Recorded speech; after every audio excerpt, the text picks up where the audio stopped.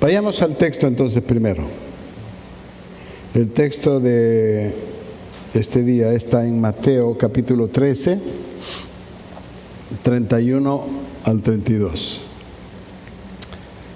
Es la parábola del grano de mostaza. ¿Lo ven ahí? Jesús en el capítulo 13 empieza a enseñar un grupo de parábolas. ¿Qué es una parábola? Una parábola es una historia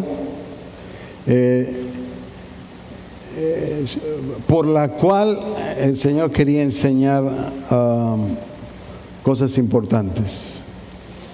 Se utiliza mucha simbología, se utiliza personajes de la vida diaria de la época, se utilizan objetos también, pero la idea es que el Señor Jesús quería enseñar.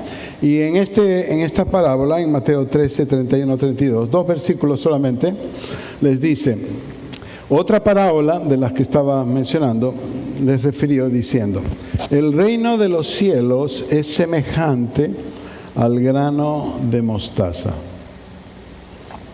que un hombre tomó y sembró en un campo, el cual a la verdad es la más pequeña de todas las familias, pero cuando ha crecido es la mayor de las hortalizas y se hace árbol, de tal manera que vienen las aves del cielo y hacen nidos en sus ramas.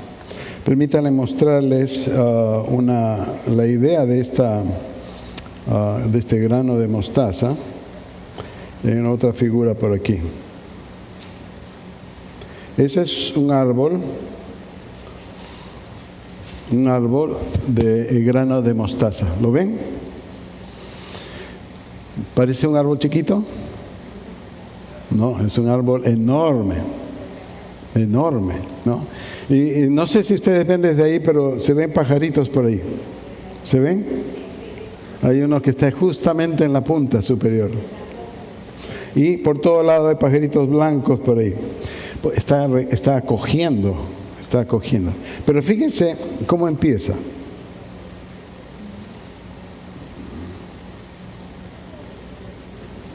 ¿Lo ven? No desprecies lo pequeño. Esa es una semilla de mostaza. Está tan amplificada que parece grande, pero es pequeñita.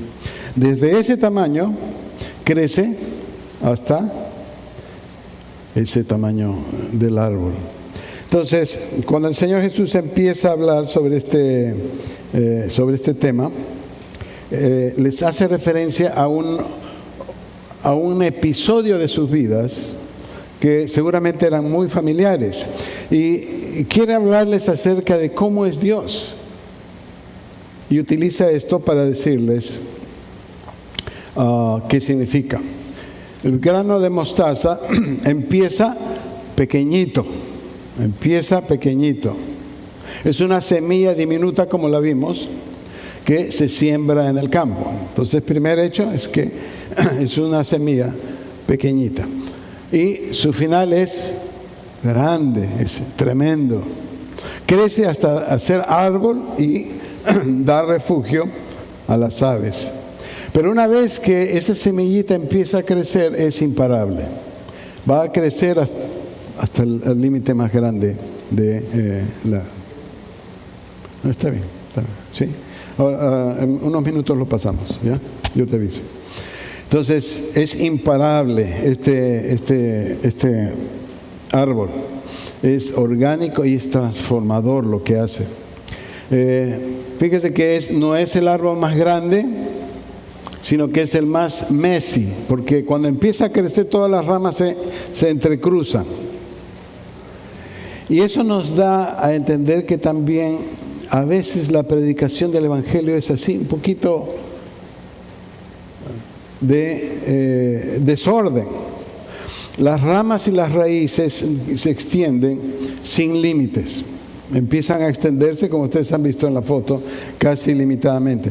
Y no solamente crece grande, sino que es difícil difícil de arrancar. Las ramas son tan fuertes que es difícil de arrancar. Comienza con una raíz pequeña y se vuelve imparable en su crecimiento. Y entonces transforma individuos. De igual forma podemos decir que el reino de Dios es así. El reino de Dios puede empezar con una persona. El reino de Dios puede empezar con una familia. El reino de Dios puede empezar con un barrio, un neighborhood. El reino de Dios puede empezar en un distrito. O puede empezar en un país. Pero de ahí va creciendo y es imparable. Es imparable. Sus ramas y raíces se meten por todos lados. Así es la proclamación del Evangelio. Y el Señor Jesús le dice, así es. Cuando uno empieza a hablar del Señor Jesús, nadie lo puede detener. La pregunta es, y la idea de este mensaje que estamos en el día de la Gran Comisión, es, ¿estás aquí para escuchar la voz de Dios con respecto a esto? ¿Quieres escuchar la voz de Dios? Y yo te voy a pedir que tú insistas. Señor, háblame. ¿A dónde tú me quieres enviar con esa semillita pequeñita?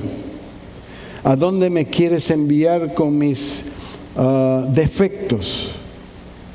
Con mis inaptitudes quizás, que yo creo que tengo. ¿A quién tienes en mente en este instante? Piensa en una persona que está pasando circunstancias difíciles, que está pasando por una tragedia. Piense y focaliza en esa persona. De repente llevarle esa semillita del Evangelio va a ser de bendición para aquello. Piensa en una persona concreta, en un familiar, tu esposo, tu esposa, un tío, una tía, un hijo, un vecino, un compañero de trabajo. ¿Dónde vive esa persona? ¿En qué lugar específico Dios te está enviando, querido? ¿En qué lugar? ¿En qué vecindario te está enviando el Señor? Vamos a hablar un poquito acerca de cómo ser misionero en este mundo.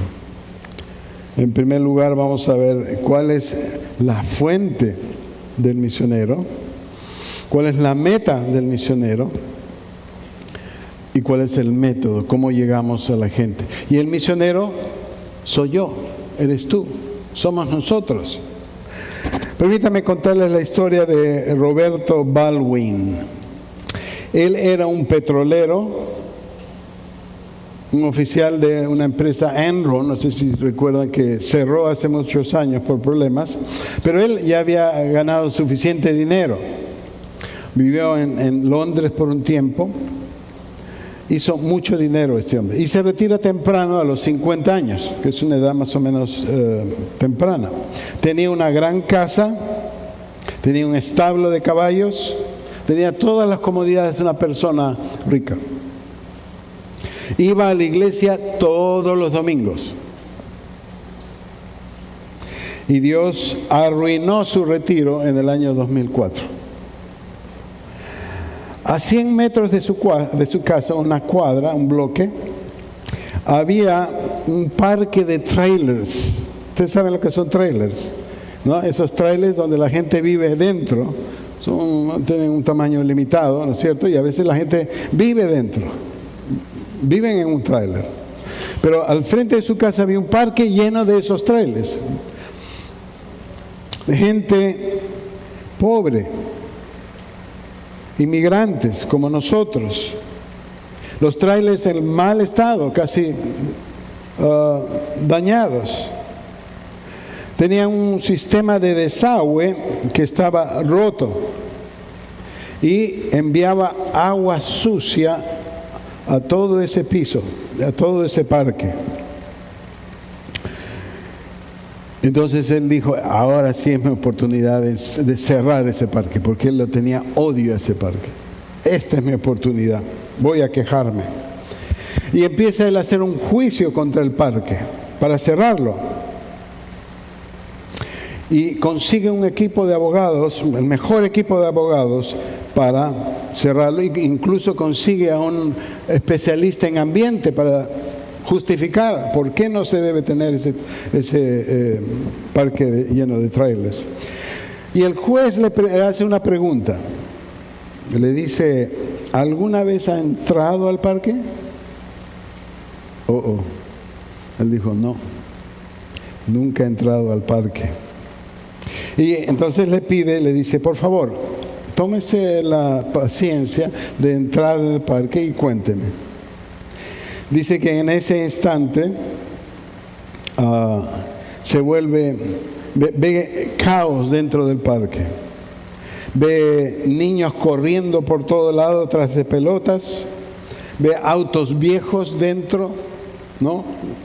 Pudriéndose. Ve ventanas rotas.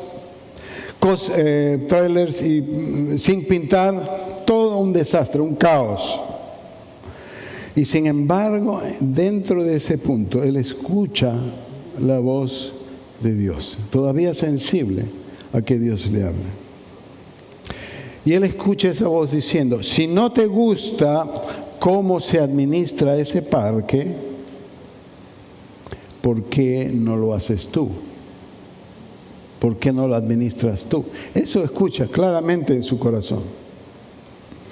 Un par de semanas después, en la iglesia, a la hora del saludo, así como nosotros nos saludamos, 5 minutos, él le toca saludar a un misionero que sabía hablar español, que había estado en el campo misionero en un lugar hispano. Y el misionero le dice, si tú hablas, yo he estado ministrando en un país hispano, hablo español, pero ahora me he retirado, me he regresado. Así le dice, yo conozco un parque de trailers lleno de gente hispana que necesita ayuda. Y el misionero dice que se pone a llorar, se dice, justamente yo he esperado una ocasión, una oportunidad como esta. Y entonces el misionero le dice, usted compra ese parque y repara todos los trailers, los pinta, arregla las ventanas y construye un parque para niños y un centro comunitario. Yo lo administro, le dijo el misionero. Yo lo administro. Y Roberto, entonces, pasa el tiempo, ahora es el dueño del parque. Repara todos los trailers, los pinta, los arregla las ventanas, pone veredas a las pistas y construye un parque para niños y un centro comunitario. Planta jardines y compra el campo de lado y se convierte en pastor de esa comunidad. Dios está tocando a mucha gente. Dios está tocando. Así como en la misión de Dios, Dios envía gente a los lugares más increíbles. Está transformando esa comunidad. ¿A qué vecindario? ¿A qué lugar Dios te está enviando a ti? ¿Dónde te quiere Dios a ti transformando ese lugar?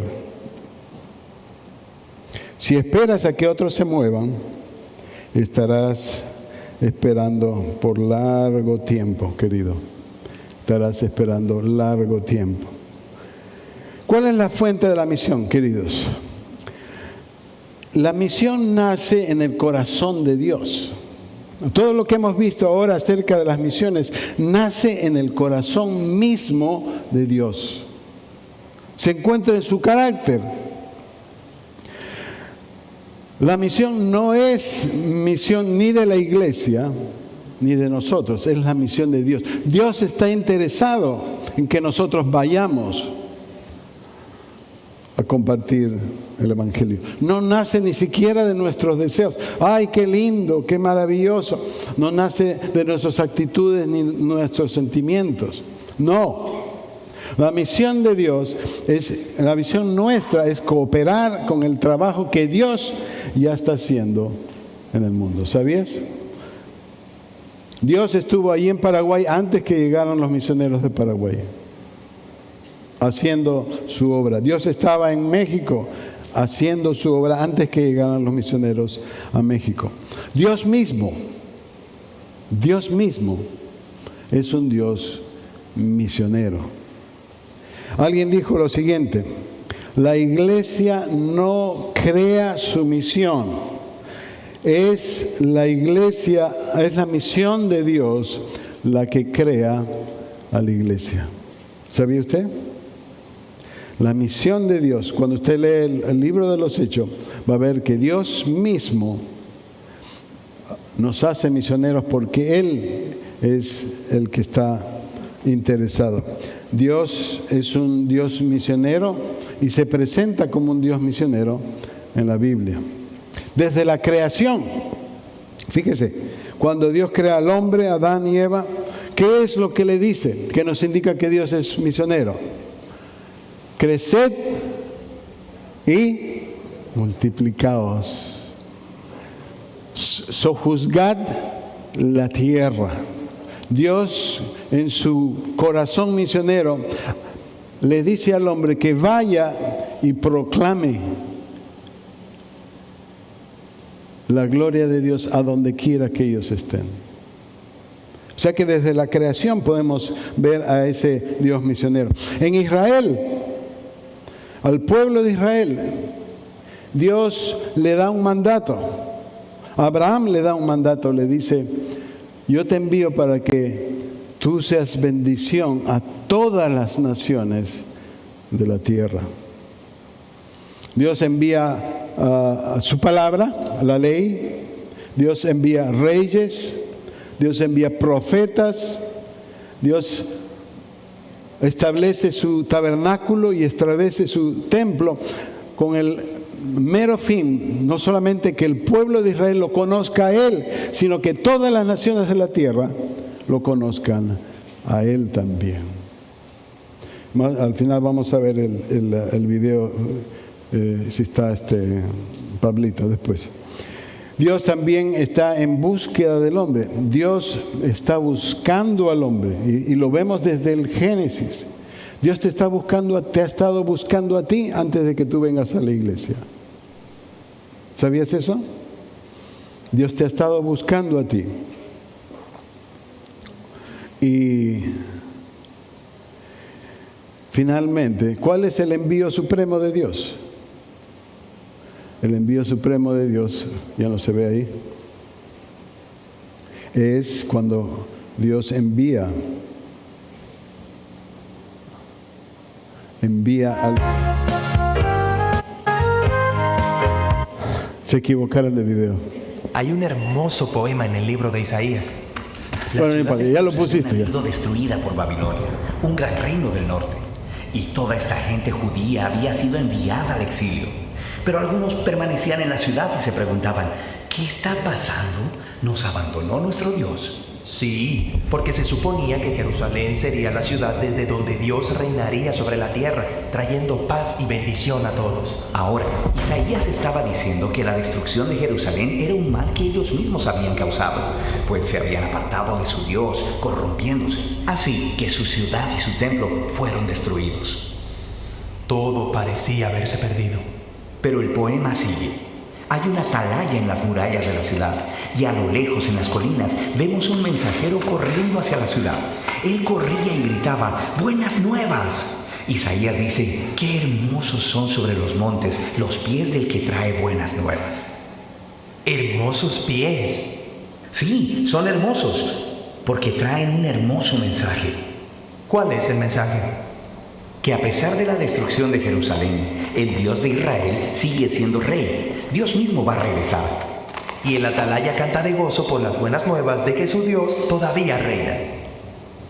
Ahora, en el Nuevo Testamento nos encontramos con la misma frase, buenas nuevas, que en griego se traduce como evangelio, también traducido como evangelio. Así que cuando los cristianos dicen crees en el Evangelio, ellos quieren decir crees en las buenas nuevas. Sí, pero no solo cualquier buena nueva.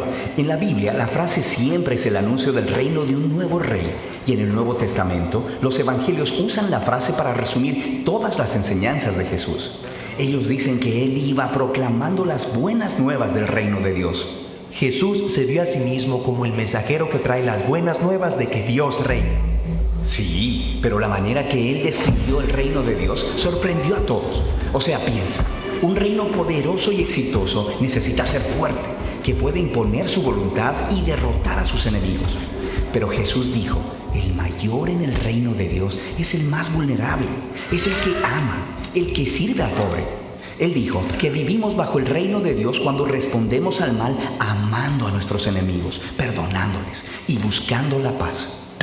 Es un reino al revés. Jesús también dijo que el reino estaba llegando con Él. Sí, por ejemplo, hay una historia interesante donde hay un oficial romano de alto rango y él viene a Jesús rogándole que sane a su siervo. Y él incluso llama a Jesús su Señor y reconoce a Jesús como su autoridad.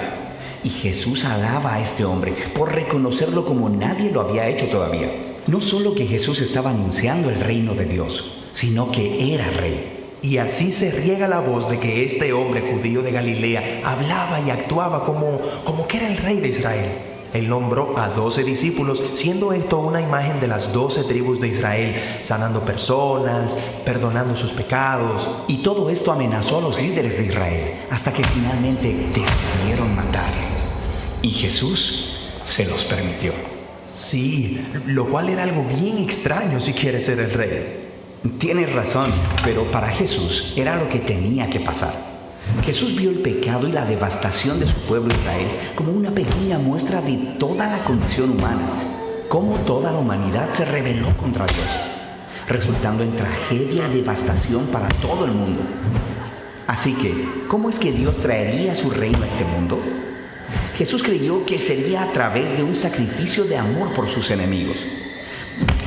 Por eso en los evangelios, la crucifixión de Jesús se representa como la coronación del rey de los judíos. Sí, Él recibe una corona, también recibe una capa. Él es exaltado, levantado, no a un trono, sino a una cruz. Qué hermosos son los pies que traen buenas nuevas. Y las buenas nuevas ahora son que Jesús ha derrotado la muerte y que Él reina como rey. Él mismo ha perdonado nuestro pecado y corrupción y los ha conquistado con su vida y amor. Y Él envió a sus seguidores a seguir anunciando las buenas nuevas de este reino al revés, invitando a todos a que muestren su lealtad a Él, el Rey que derrotó la muerte con su amor.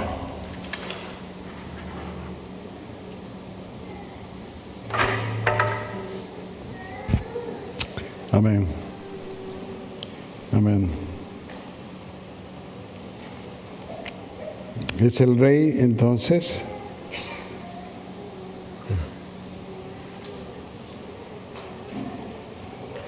Tratando de continuar con lo que estábamos haciendo.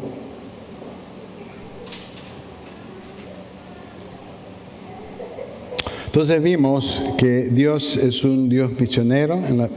Dios se mostró desde la creación como un Dios misionero. Dios se mostró como un Dios misionero en el pueblo, en la historia del pueblo de Israel. Y Dios también se mostró buscando al hombre, ¿no? Y el envío supremo que Dios tuvo, como lo vimos, es el envío de su Hijo a ser el misionero por excelencia, ¿no? El Padre envía al Hijo y el Hijo envía al Espíritu Santo.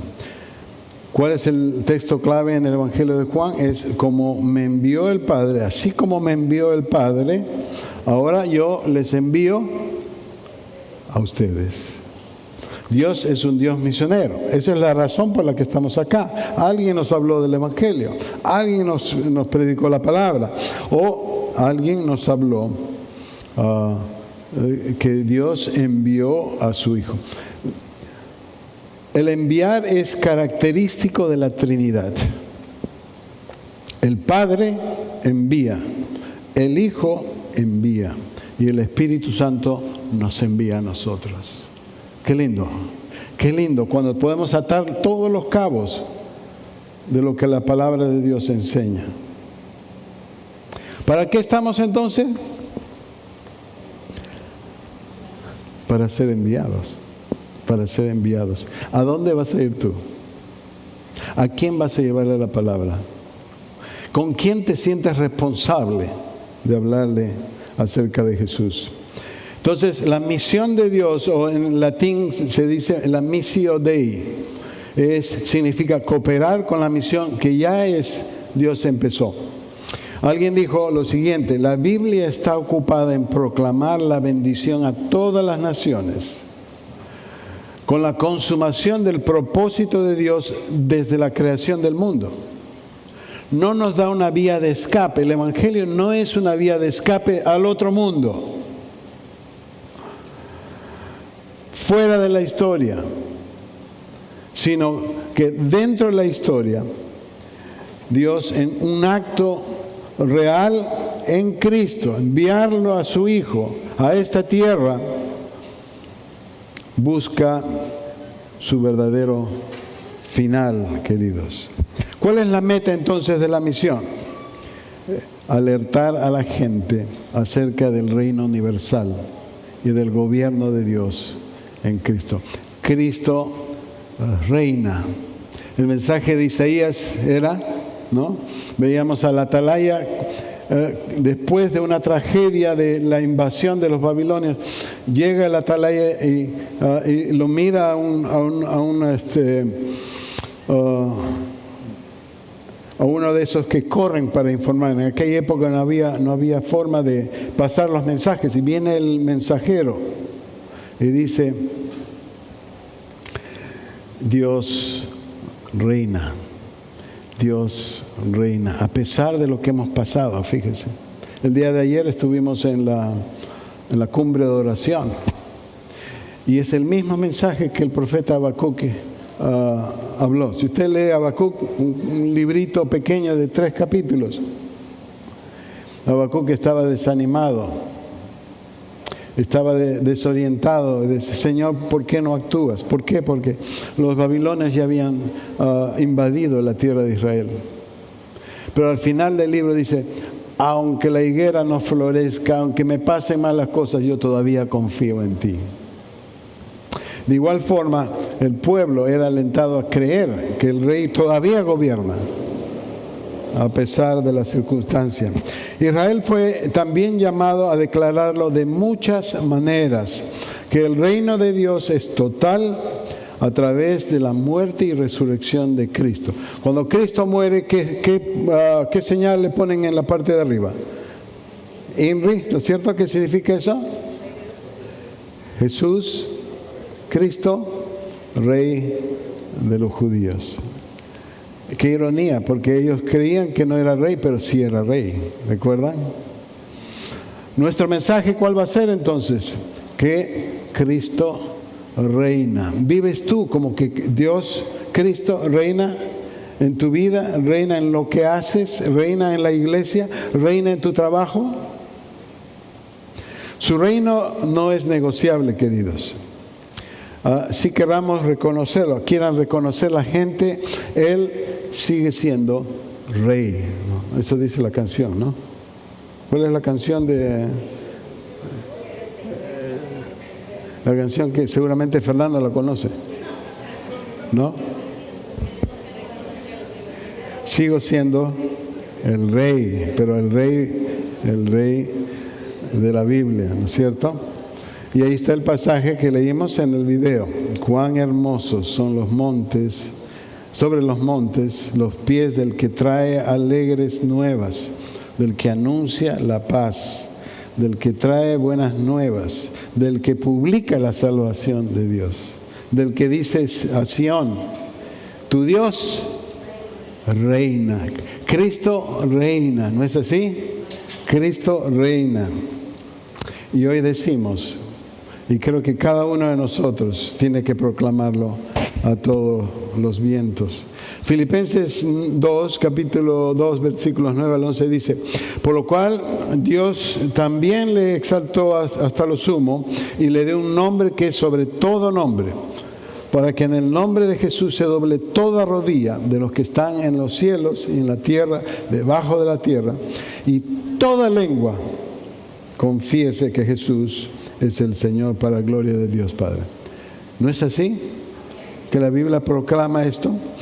El segundo punto B es que estamos anclados en ese señorío de Cristo. Hoy en día el reino ya llegó. Jesús decía, el reino de los cielos se ha acercado. El cielo y la tierra entonces están en conjunción, se sobrelapan. Por ahora es incompleto y misterioso. A veces no sabemos cómo es que Dios va a actuar. Y es incompleto porque no siempre vemos sanidades de Dios, no siempre vemos milagros, no siempre vemos una acción decisiva de Dios. Pero es misterioso porque sigue siendo la soberanía de Dios en el día de hoy. Por eso es que decimos que vivimos en tensión entre el cielo y la tierra. Hay una tensión. Pero estamos a gusto en la tierra, porque reconocemos que somos peregrinos, ¿no es cierto? Usted y yo somos peregrinos, estamos de paso. ¿Dónde está nuestra ciudadanía? ¿Perú? ¿Ecuador? ¿Salvador? ¿México? Nuestra ciudadanía está en los cielos, dice la Biblia, ¿no es cierto?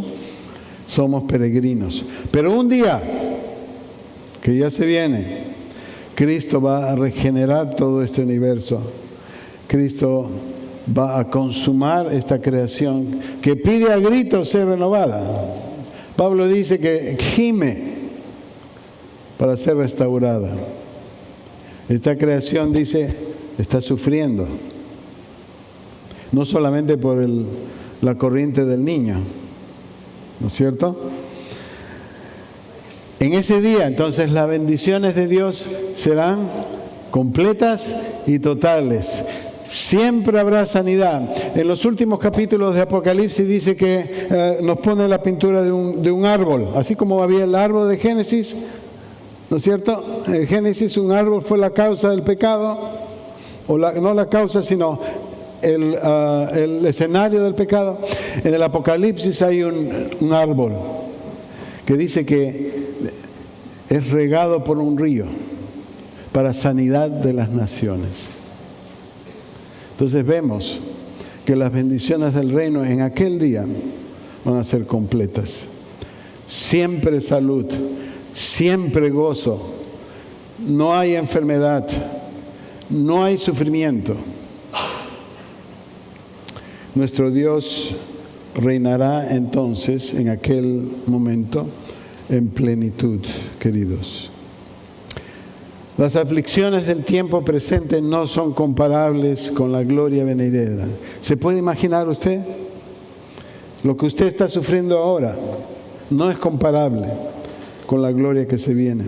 La creación misma será liberada de la esclavitud, de la corrupción, a la libertad gloriosa de los hijos de Dios. Toda la creación gime a una, y nosotros gemimos esperando la redención de nuestro cuerpo, dice. Finalmente, ¿cuál es el método? ¿Cómo funciona la misión? Que es el anuncio y la demostración del reino de Dios. ¿Por qué anuncio? ¿Recuerdan qué hace el mensajero? El mensajero viene a proclamar. Y por eso que todos dicen, qué lindos son los pies de aquel que trae buenas noticias. Qué hermosos son los pies de aquel que traen. Entonces, el método, ¿cómo es que Dios quiere que trabajemos? Es hablar de ese reino y alabarle al Señor, adorarle al Señor, proclamar que nuestro Rey, que nuestro Dios reina. Esa es una parte, pero la otra parte es demostración. Proclamación y luego viene la demostración. Tenemos que mostrar en ejemplos cómo funciona, cómo es el reino hoy en día. ¿Por qué el reino de Dios es un reino de paz, de amor, de generosidad, de misericordia, de verdad y de justicia? Demostración viene después del anuncio. Son dos lados de la misma moneda, queridos. Son dos lados de la misma moneda. Si solo anunciamos y no demostramos, cortamos la misión. Permítame leerle una porción, si ustedes pueden, queridos. Hay un libro de John Piper que se llama Alégrense las Naciones. La supremacía de Dios en las misiones a través de la adoración. Fíjese lo que dice. Piense un ratito. Si no captó nada, capte esto. Dice, la obra misionera no es la meta final de la iglesia. La meta final es la adoración. Las misiones existen porque la adoración no existe. La adoración es absoluta, no así las misiones. Porque Dios es la medida final de todas las cosas y no el hombre. Cuando termine esta era y los incontables millones de redimidos doblen sus rodillas ante el trono de Dios, las misiones se acabarán. La obra misionera es una necesidad temporal, pero la adoración permanece para siempre. Por tanto, la adoración es el combustible y la meta de las misiones. Querido, ¿qué está diciendo esto? Que si no aprendemos a adorar a Dios, no podemos llevar ese amor a Dios en misión afuera de nosotros. Porque la meta de las misiones, la meta de lo que estamos haciendo ahora en el día de la Gran Comisión, es que más gente adore a Dios, más gente se incluya en ese reconocimiento de que Cristo es el Rey, de que Dios reina.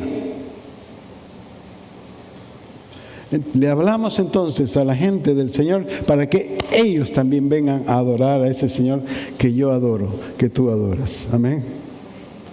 Llevamos entonces ese mensaje para que más gente conozca de ese Dios y le adore a Él. Imaginemos la segunda venida de Cristo. Es el mayor evento de la historia. Nuestro trabajo como individuos y como iglesia, hacer los tráileres que anuncian ese gran evento. ¿Qué era el tráiler que Roberto o Bob, cómo eran los tráilers que él empezó, que él tomó la administración? Los tráilers estaban rotos, deshechos, sin pintar, ¿no es cierto? Dios nos llama a hacer esos tráilers. Nos saca de esa situación, nuestros corazones rotos, despintados, sin brillo, sin esperanza,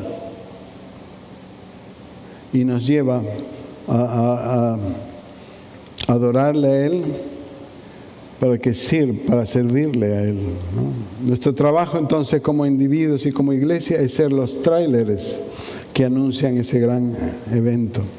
Que vean ese amor, esa paz, esa generosidad, esa misericordia y la verdad, y podamos proclamar: ¿quieres tú ver más de eso? ¿Quisieras ver más de eso? Querido, escucha lo que está pasando cerca de ti. Abre los oídos. Dios te está enviando a ser un misionero en donde quiera que tú vivas, en el barrio donde tú vives, en la ciudad donde tú vives. Escucha lo que está pasando. Escucha la necesidad. Siéntate, participa y escucha. ¿Qué cosa es un estetoscopio? Yo lo conozco muy bien, ¿no? Para sentir los latidos del corazón. Ayuda a oír el corazón de los pacientes. Ponte ese estetoscopio en tu corazón. Escucha y te dirá cómo vas a sanarlo. El temor se va a convertir en paz, ¿no? ¿Tienes miedo? La violencia que hay en tu corazón se va a convertir en gracia hacia los demás.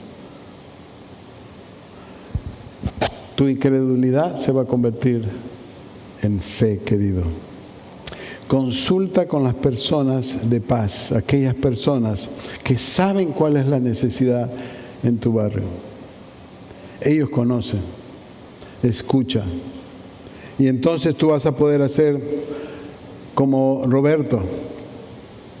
Algo que parecía totalmente fuera de sitio, que nadie quería hacer, quizás tú lo puedes hacer. Quizás tú puedes hacer eso y hacer la demostración de Dios en el lugar donde tú vives, en el lugar donde tú duermes, en el lugar donde tú trabajas. Voy a pedirles algo práctico. Con la persona que está al lado, no vamos a hacer mover mucho, voy a pedirle que ustedes piensen en alguna necesidad que sepan que está cerca de su experiencia, ¿no? Puede ser cerca de su casa, cerca de su familia, cerca de en la iglesia quizás, y hable y diga cómo yo puedo demostrar el reino, demostrar el amor, la gracia, la justicia, la paz que el reino de Dios da en esa situación. Voy a pedirles que tomen unos 5 minutos, júntense por favor, esto no se hace a menudo, pero júntense con la persona que está ahí más cerquita y piense en una situación que usted sabe que necesita atención. Y piense cómo puedo demostrar que el reino existe en ese lugar. Adelante, despiértelo ahí nomás. Despiértelo nomás.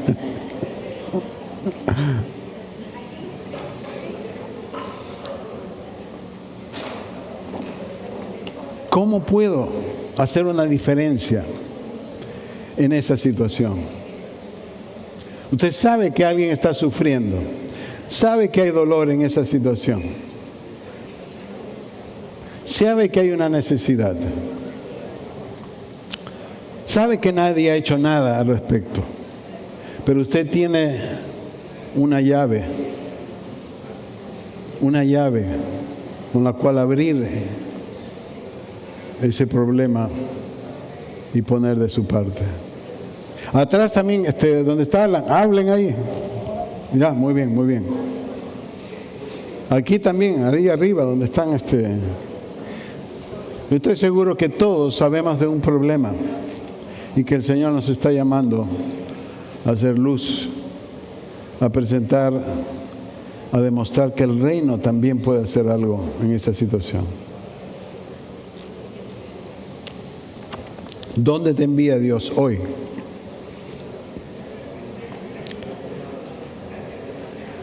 Dios nos ha enviado a un mundo perdido. Dios es un Dios que envía. A ti te ha enviado a hacer algo. Escuche y demuestre ese nuevo orden de justicia, de paz y de amor que Dios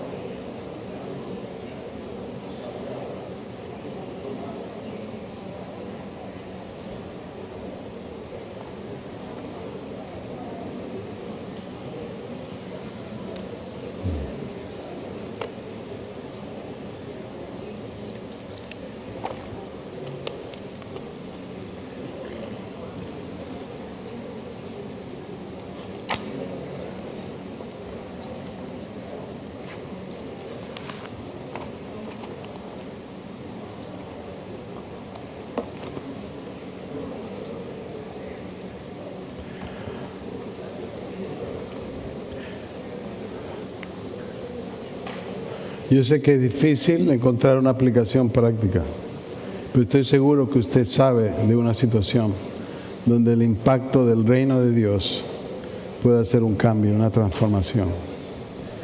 Y para eso, no desprecie las cosas pequeñas, porque así como el grano de mostaza, cuando se pone a sembrar, crece en un árbol grande. Confía en quien va a hacer crecer esa oración, ese deseo. Nosotros sembramos, pero Dios da el crecimiento. No tenemos que hacer crecer la semilla. El reino de Dios siempre está creciendo. No lo dudes. No lo dudes. Oremos entonces para que el Señor aplique esto a nuestras vidas.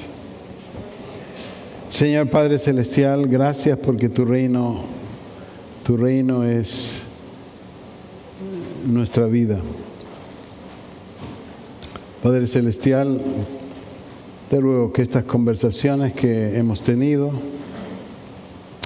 nos lleven a participar, Señor, de tu reino. Nosotros somos colaboradores de tu reino, Señor. Y tú eres un Dios misionero que envías a nosotros como misioneros, quizás no a lugares lejanos del mundo, no a lugares difíciles, donde hay calor, donde hay lluvias, donde hay huracanes y donde hay oposición, religiones adversas, sino nos envías cerca de nuestro hogar, Señor, cerca de nuestro trabajo, cerca de nuestra familia, para que seamos portadores de ese mensaje, de ese reino. Qué hermoso son los pies de aquel que trae las buenas nuevas. Bendícenos, Señor. Queremos ser esos pies, aunque quizás no tan hermosos, están rayados, heridos, pero son pies al fin y al cabo, que parecen hermosos aquellos que reciben el mensaje, Señor. Bendice a esta iglesia, bendice a cada uno de nosotros y los enviamos en misión cuando salgan de estas puertas. En el nombre de Jesús. Amén. Amén.